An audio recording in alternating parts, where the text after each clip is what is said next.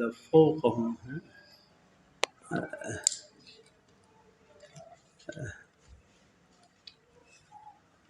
جو مدودی تھے نا، مدودی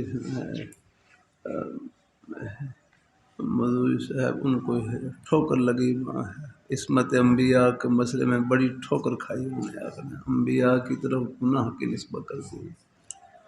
طرح کر چکا ہوں پہلے بھی، اہل سنت والجماعت کا عقیدہ ہے کہ تمام کے تمام انبیاء کرام علیہم السلام گناہوں سے معصوم، پاک اور صاف ہوتے ہیں۔ مقول حضرت مولانا اجمل خان صاحب رحمۃ اللہ علیہ کے کہ نبوت کا دامن اتنا پاک اور صاف ہوتا ہے، اگر اس کو پانی میں بھگو کر نچوڑا جائے، جبریل عرش سے آ کر اس سے وضو کرے، اتنا پاک اور صاف ہوتا ہے۔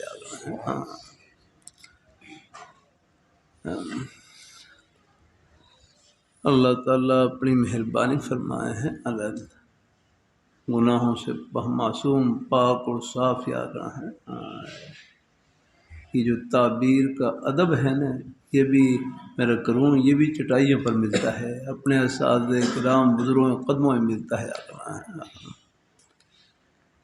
تو انبیاء کی طرف ہے وہ گناہ بھی، ایسی اور بھی کچھ ہے جگہوں میں ہے۔ تفسیر بالرائے ہے، اپنی رائے سے تفسیر ہے۔ اور قرآن پاک میں وَإِذْ نَتَقْنَا الْجَبَلَ، وہ قرآن وَرَفَعْنَا فَوْقَكُمُ الطُّورَ، کہ ہم نے کوہ طور پہاڑ کو بلند کیا۔ اور مدعی صاحب یہاں کہتے نہیں، وہ بنی اسرائیل کے لوگ وہ پہاڑ کے دامن میں رہتے تھے، تو بس پہاڑ کو ان کے اوپر جھکا دیا، بلند نہیں کیا، جھکا دیا۔ تفسیر بالرائے ہے، بالرائے سے تعبیر۔ حالانکہ قرآن پاک کی دوسری آیت میں ہے وَإِذْ نَتَقْنَا الْجَبَلَ، کہ یاد کرو اس وقت کو جب ہم نے پہاڑ کو جڑ سے اکھیڑا اور جڑ سے اکھیڑ کر اور ان کے سروں پر لا کر کھڑا کیا گیا۔ صرف جھکایا نہیں بلکہ جڑ سے اکھیڑ کر اور ان کے سروں پر لا کھڑا کیا گیا۔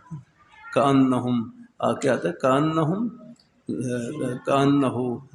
ذلۃ وظن، گویا کہ وہ صاحبان تھا اور وہ خیال کر رہے تھے ہمارے اوپر اب یہ گرے گا اور گرنے والا ہے۔ ان کے لیے کیا مشکل ہے یار، پہاڑ کو کیا ہے، یہ پورا کرہ انہوں نے یہ فضا میں معلق کر رکھا، آپ دیکھ لیں یہی سامنے کیا حیثیت ہے۔ یہ جو پورا کرہ ہے، یہ 24,800 میل کا کرہ ہے جس کو اللہ نے فضا میں معلق کر رکھا، اور پتہ نہیں اس جیسے کتنے کرہ ہیں یار۔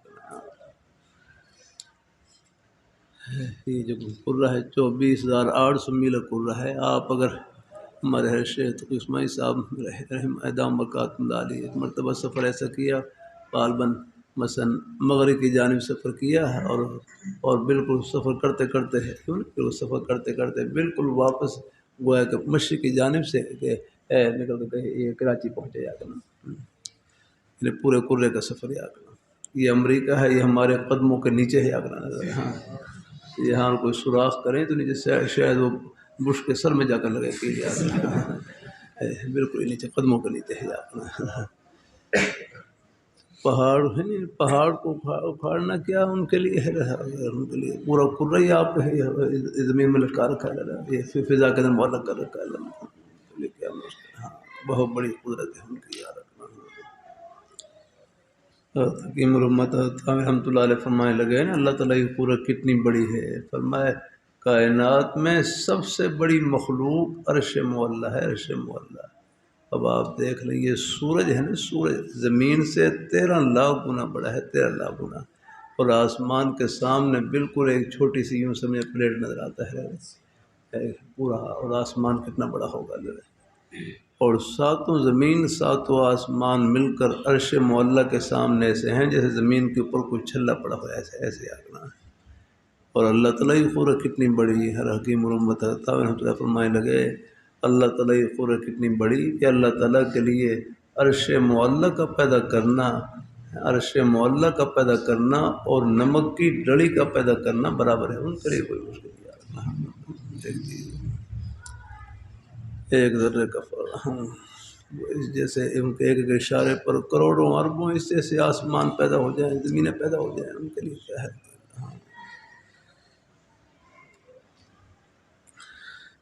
یہی ہے نطقنا الجبل فوقہم ہے، رفعنا ہے ہم نے تو طور پہاڑ کو اٹھایا. آگے چلیں. مدبر خسران اسا احزن تأسا ایسا تحزن. ان فجرت ہیں نے چشمے بہ پڑے یا رکھنا تفسیر ہے. آگے چلیں. وقال غيره ألا تجد أن تجد يخسفان أخذ الخساب من ورقة الجن يؤلفان الورق يخسفان الورق بعضه إلى بعض سوآتهما كناية عن فرديهما ومتاع إلى هاهنا إلى يوم التاد والحين عند العلم من ساعته إلى ما لا يحصى عددها. الرياح والريش واحد وهو ما ظهر من اللباس قبيله جيله الذي هو منه. ادارکو اجتماع و مشتاق الانسان و دابت کلم تسمى سموم. ادارکو کون سی کا ادارکو اصل میں کیا تھا یا کنا؟ تدارک. ہاں بات دیکھو صرف کی ضرورت پڑتی ہے نا. تدارک یا دارکو تدارکن کون سا قوم لگا ہے؟ یہ اس کی جارہ کون سا؟ جارہ. ہاں تا کو دال کر دیا کیا بن گیا؟ تدارکا. پھر پہلے دال کی حرکت کو گرا کر ادغام کر دیا. ابتدا ادارک یا دارکو ادارکن ہے. ہاں آگے چلیں. واحدها سم وهي عيناه ومنخراه وفمه وأذناه ودبره وإحليله وغاش ما غشوا به نشورا متفرقا نكدا قليلا يغنوا يعيش حقيق حق استرهبوهم من الرهبة تلقم طائرهم حظهم طوفان من السيل ويقال الموت الكثير الطوفان.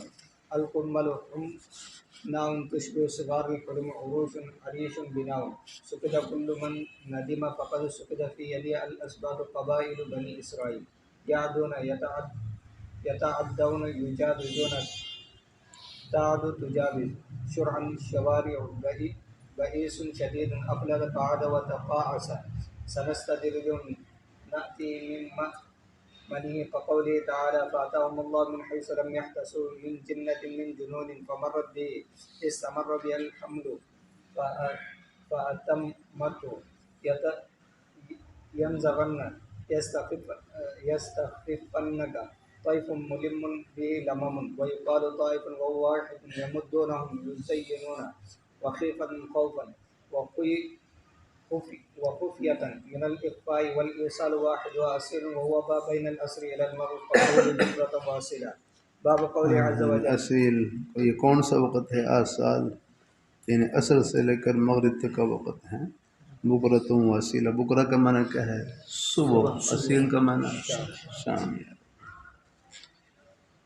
جزاک اللہ. میرے